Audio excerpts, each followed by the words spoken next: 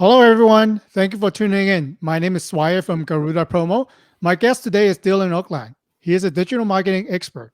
And after growing his agency into seven figure, generate over $1 million sales annually, Dylan has turned his focus to help others start growing and they own their hyper profitable digital agency. How you doing, Dylan?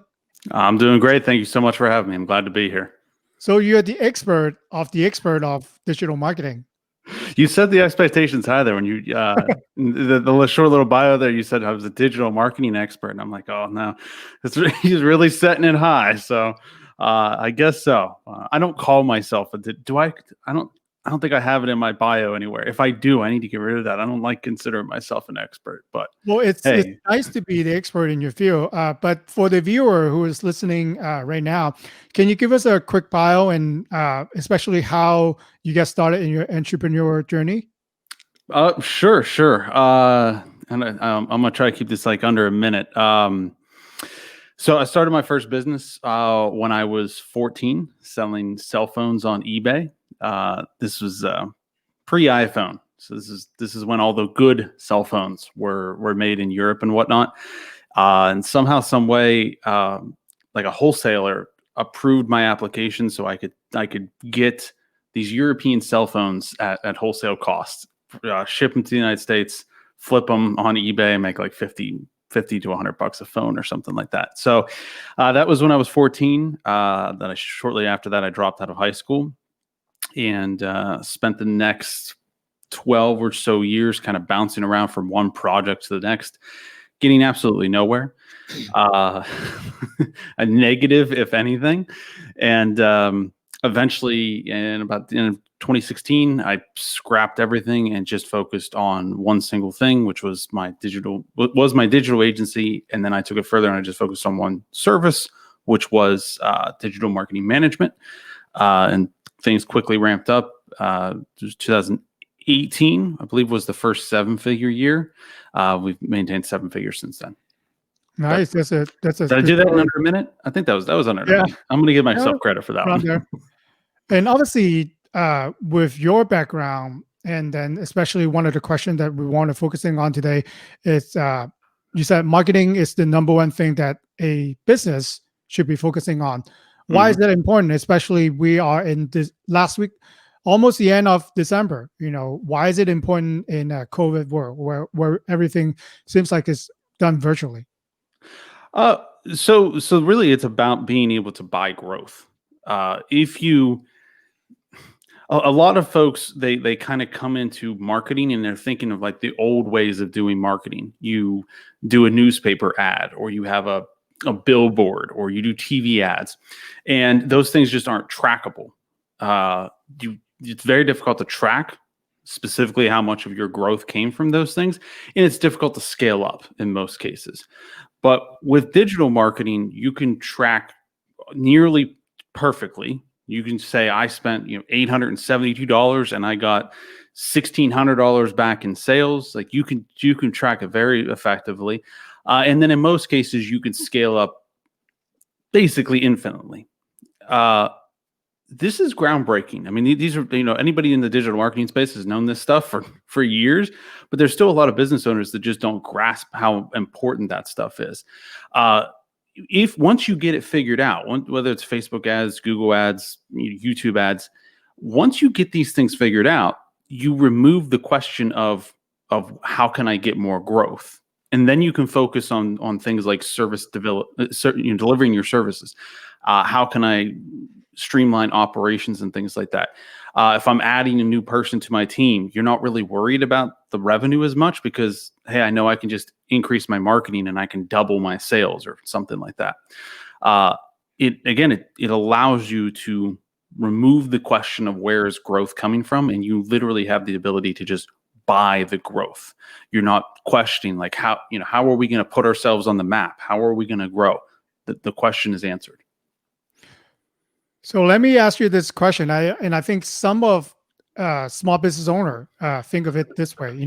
For example, I see my dentist, Dr. Emily, and then being in marketing, I ask her, how do you market your business? She kind of nervously laughed. I never do that. It just I never place on any ads, and people call me on from Yelp, never talk to them. But then she get really good business. Even with this time, she's able to plan out her agency. I think a lot of small business owners think like that. They've been in business for a long time, and Mhm. they are known in the local area, so they don't really focus on marketing at all. None. Spend $0. How would Yeah. you suggest to them, and how would we make the case to see, even though you have decent success, you should still consider marketing? Well, first I would say if you're not necessarily interested in growth, then it shouldn't be a priority. There are a ton of business owners out there who they do $200,000 a year in sales, 300,000, whatever. They don't really want to grow. They're a dentist office, as an example. They don't want to have another location. They're fully booked. They don't want to, scale the business up and take it any further. They just want to continue with the day to day, work on their operations, make things work more smoothly, and that's it. And that's totally fine. For those people, don't focus on marketing. That should not be a focus at all because you don't want to grow. But for those people who, let's say you have a dentist and that dentist wants to add another location, or they're sitting there thinking like, wow, like my one location does X amount of revenue. Imagine if I had 5 locations or 10 locations.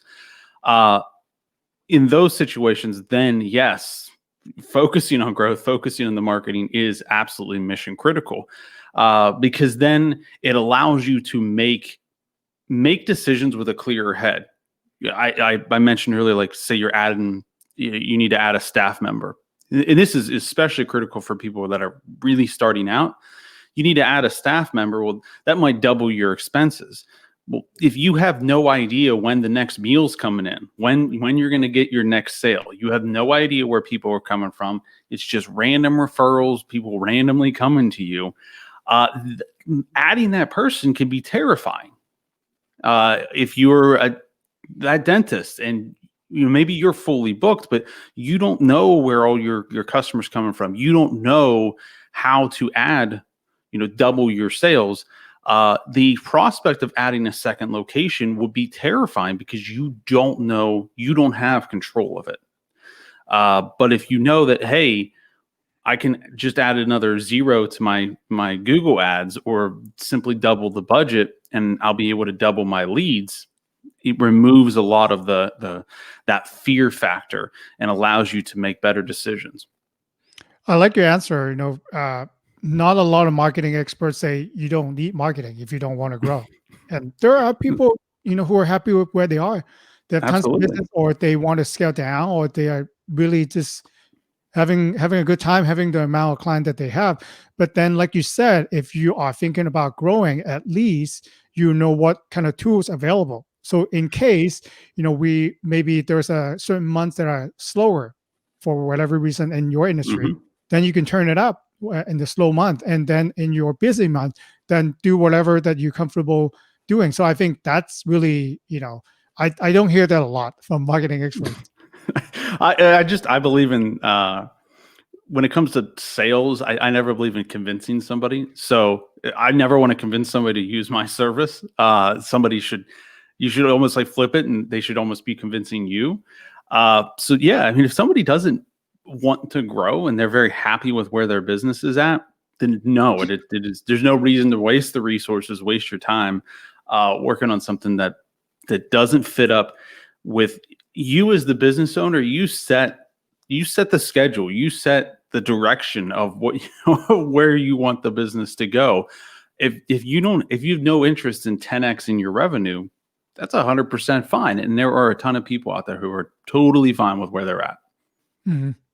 So that brings me to another question. Especially during COVID right now, some of us are forced to cut our revenue, and Mhm. some just couldn't open the door. And when we think about wanting more sales, the first thing to come to mind is lower pricing. So I wanted to get your take on low price versus value, especially during the difficult times that we're in right now. Uh, so with value, so I don't even know where I want to go with that. So value-based pricing is simply charging what you're worth. Uh, for some reason, especially those who have no marketing, they have no channel set up to bring in more leads, more customers, more clients, more patients, whatever. The first kind of thought that comes to mind is to lower your price. And there's just numerous problems with that. You never want to be the low end solution provider. You want to be the high end solution provider. Typically, the customers or clients are easier to work with. There's a higher profit margin. You deliver a better quality product or service.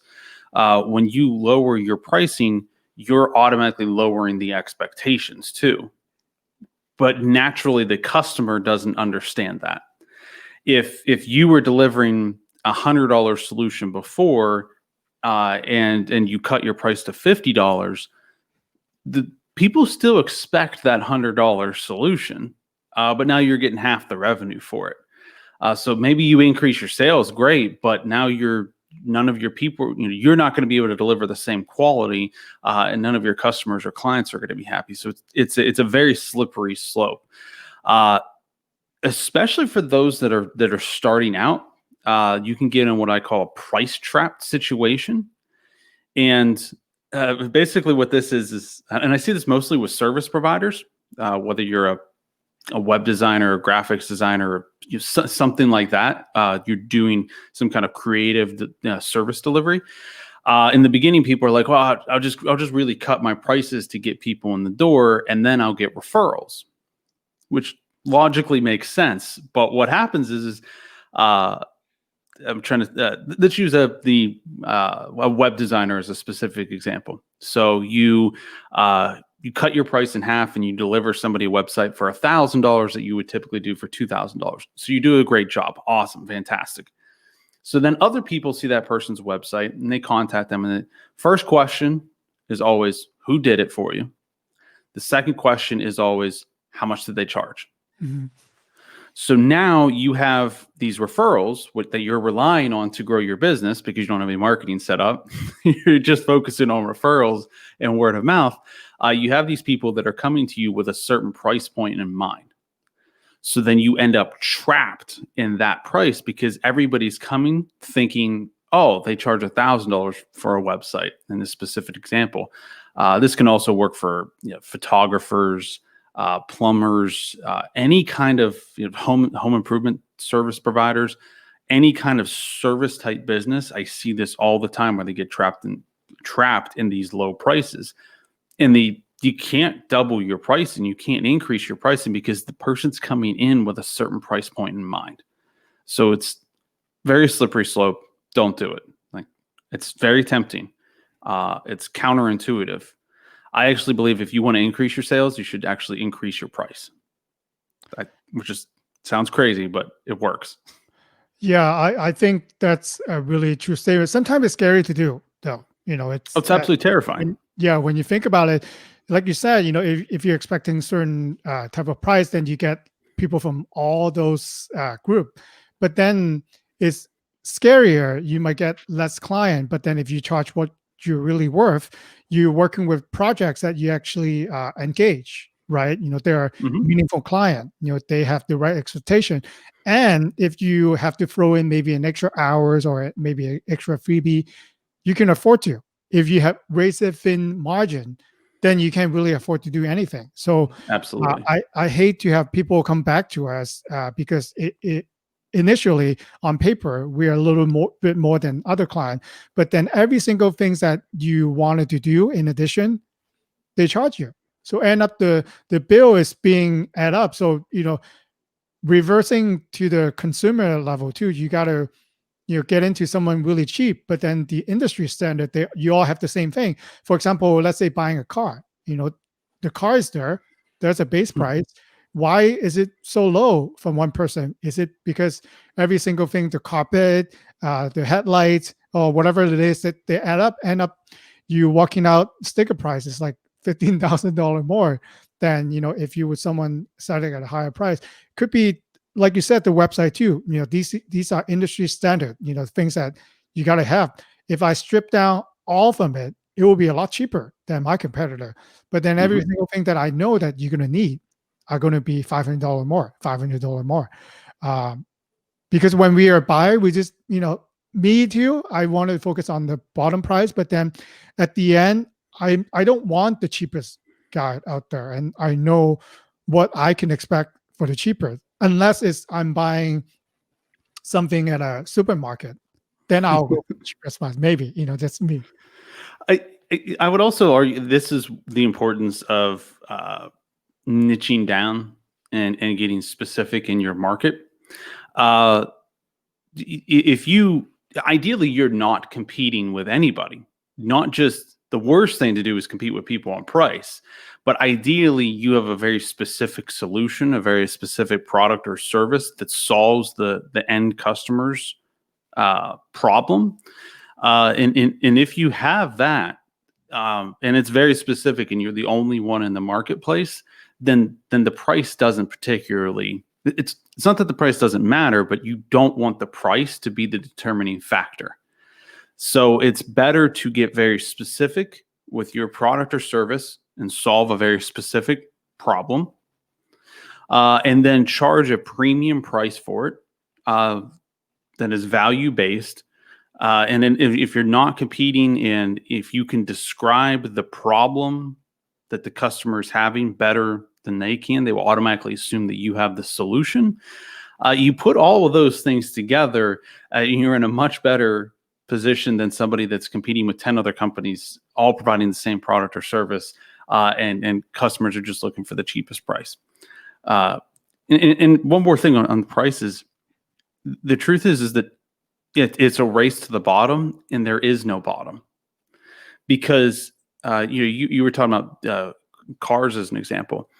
You could create a car that you give away for free, a free car, and there will still be a certain percentage of the market that doesn't want your solution.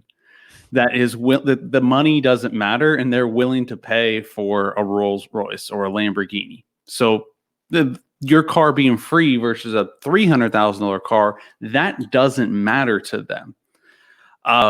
Whereas so many people, they come in, they think, well, the price is the only thing that matters. And if I'm the lowest cost option, 100% of people will want my solution, my product, or my service. That's not true. You will never, ever get 100% market.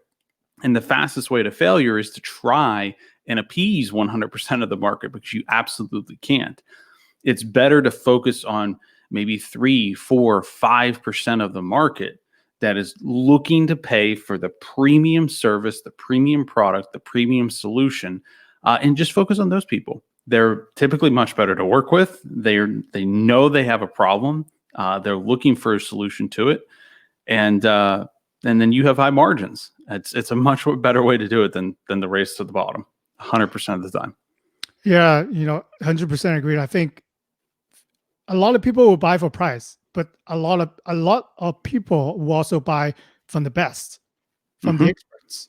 So that's how marketing comes in. So you got to know, like you said, you can't target everyone. Everyone needs to go to a dentist at some point, but then there are different requests, and maybe you're scared of the dentist. Would you go for the cheapest dentist or dentist that knows and treat their patients delicately? Then if I could afford, if you can afford it, then I would. Let's put it this way: I'll go to the one the best that I can afford. I won't go to the cheapest ever, right? Because you're cheap. That could be a lot of different. Even if you're a restaurant, if you're a supermarket, there are supermarket that I go to. There are higher prices, but then they have the best seafood. They have the best organic produce or whatever that fit into your business. There are always place for being the best. And like you being the expert, people like to go to an expert as much as they can. Would you want to, like, free, right? There are people online right now at Facebook or Craigslist. They'll do your project for free just to build on their portfolio. But then when you have it's probably not going to be a good situation. They're not going to be happy at the end. Where would you go to? It depends. And obviously you got to know who your markets are. And if you're marketing to the right people that can afford your product, and then they have the right expectation of what you're offering, then that will be a mess. And that's how marketing will come in. Absolutely. And there's so many examples out there. You could look at restaurants. You could look at like a Ruth's Chris versus McDonald's. Like, why would, if it's a meal, you're going to get the same amount of calories. Like that's what we eat for. So why would you go to Ruth's Chris and spend $100 when you can go to McDonald's and spend $2? Why would you do that? Because you want an experience. You want a certain high quality. Why would you go to Starbucks and spend $4 when you can go to McDonald's here again, McDonald's, and spend $1.25 on a cup of coffee? Why do you do that? Because you want a certain quality. You're looking for the best. You also could add an experience as well, but the customer experience, the cars. I use the example, you could have a free car and there will still be a percentage of the market that is not interested in your solution, that is looking for the absolute best. Obviously there is no free car, but look at like a Chevy. I think they still make the Chevy Cruze, which is like a $12,000 car. Well, that does the exact same thing as a Mercedes S-Class. It goes forward, it goes back, it turns left, it goes right. It has 4 wheels, it has 4 doors. Like, it can hold the same number of people. Why would somebody spend 10 times as much on the Mercedes versus the Chevy? It's experience. You like the experience of the interaction in the dealership. You are looking for quality. You want the absolute best. And Mercedes is making a lot more per vehicle than Chevy is. It's a lot easier to be the high-end, better, the best solution provider than it is to be the cheapest. And it forces you to provide a better quality service. You're not hiding behind those low prices. I've talked about this before, where when you are the cheap solution, you almost are subconsciously, you're like, well, what did you expect? like this, you went with the cheapest option. But if you're more expensive, you're holding yourself accountable to delivering high quality products or services, which always delivers a happier client. And it's just a better way to do things 100% of the time. I think you also brought up a good point. You brought up McDonald and Ruth Chris. Both companies know who they are targeting to. McDonald's is easy meal. Anywhere in the world, you can expect the same thing from a McDonald's. Quick and cheap. Yeah. If you want a luxury experience, fine dining, then you go to Ruth Chris. I think for a small business owner, it's the business do not know who they want to target, and they try to target, like you said, everybody. McDonald's and Ruth Chris don't target everyone. They're really specific in reaching out, their demographics. And that brings me to the next point. And you mentioned that if you want to be successful, you have to narrow your focus. So yes. Coming back to marketing, thinking in terms of a small business, knowing, what we have talked about the past 20 minutes, how would they develop that focus? If they haven't thought about it and they wanted to get into marketing, obviously that they need to focus. In small business, we have limited budget. Right? Mm-hmm. If we decide to do a marketing campaign, we don't have the capability or the financial to do a full-blown marketing. So how would they develop that focus, and how would you suggest that they reach out to those target markets? So a few things there. First is kind of, I'm going to presume this is a small business that's already been in business for a few years. Mm-hmm. In that case, kind of just like look back on previous clients, previous customers, and say, like, who were the best ones? It was just a seamless transaction. I enjoyed working with them. If you're a photographer, look back and you've done a bunch of all kinds of different photography services. Look back and say, weddings. I really enjoyed doing weddings. There was a high profit margin. The people were great to work with. Or maybe it's senior photos. I don't know a lot about photographers here, so I'm struggling. But it could be senior photos, and you look back and you say, "Oh, I've done a lot of senior photos, and the parents are great to work with. There was a high profit margin, things like that." Look back on previous clients that you worked with, and try to figure out like what are the similarities there. Typically, if you're doing, say, I mentioned web design. Maybe look back and say, I've done a bunch of websites for dentist's office, and those clients tended to be the best. Typically, you should be able to narrow it down to some kind of industry or vertical or niche.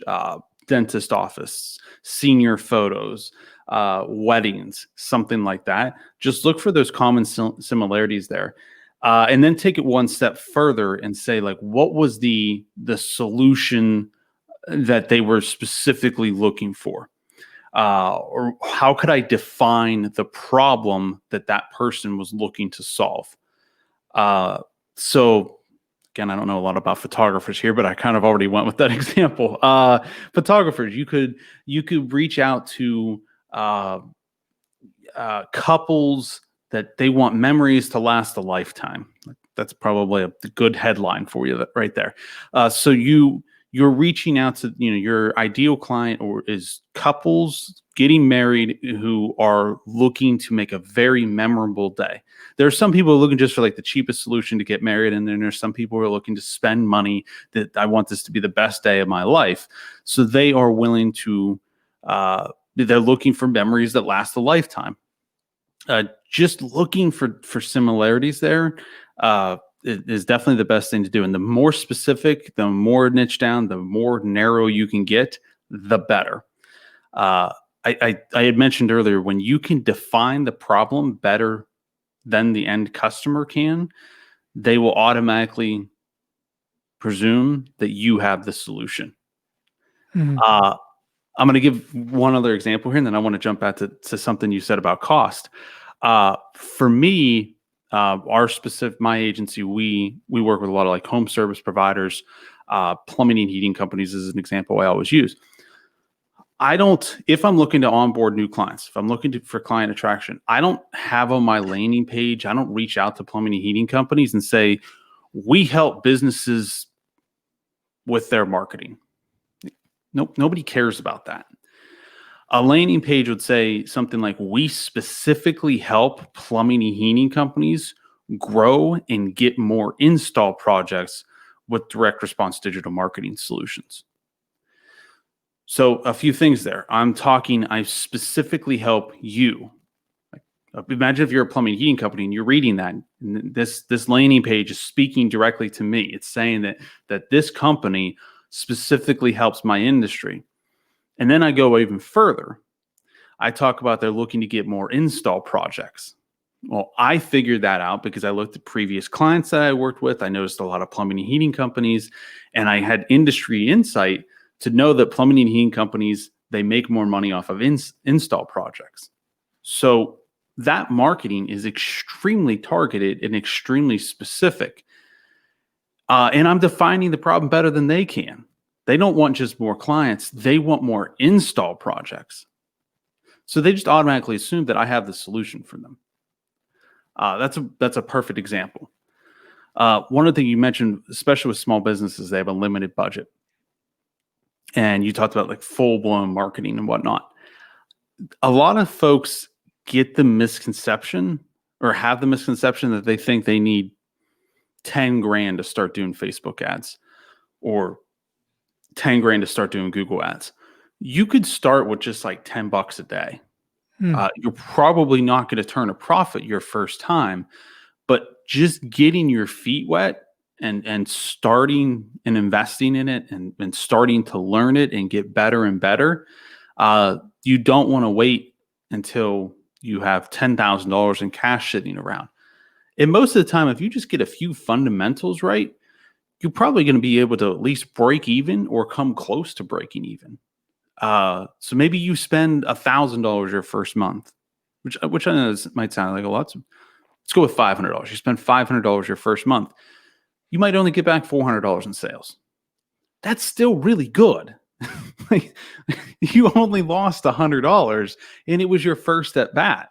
You're not going to hit a home run your first at bat. So maybe you spent $500 and you got back $400 in sales. So then the next month you spend $500. Maybe you get back $450. And then the month after that, you spend $500 and you get back $500 and you break even.